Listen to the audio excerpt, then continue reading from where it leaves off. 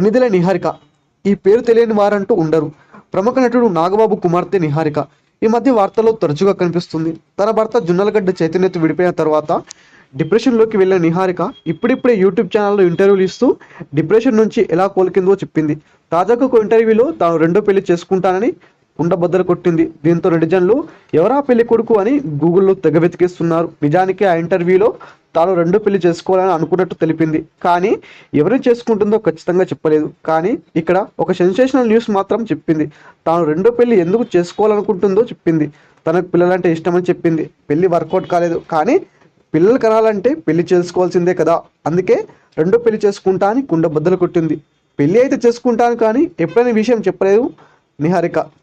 అయితే నెటిజన్లు మాత్రం నిహారిక రెండో పెళ్లి చేసుకోవడం తప్పులేదని, వివాహం వర్కౌట్ కాకపోతే దానికి ఇద్దరు తప్పు ఉంటుందని, వాళ్ళను వివాహ బంధం తెంచుకోరని అంటున్నారు.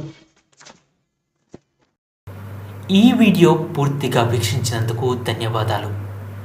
ఈ వీడియో మీకు నచ్చినట్టయితే లైక్ చేయడం మాత్రం మర్చిపోకండి. కామెంట్ చేసి మీ యొక్క వాల్యుబుల్ ఇన్ఫర్మేషన్ని మాకు తెలియజేయండి. షేర్ చేసి మీ ఫేస్బుక్, వాట్సాప్, ట్విట్టర్ కమ్యూనిటీకి మా వీడియోని పంచుకోండి.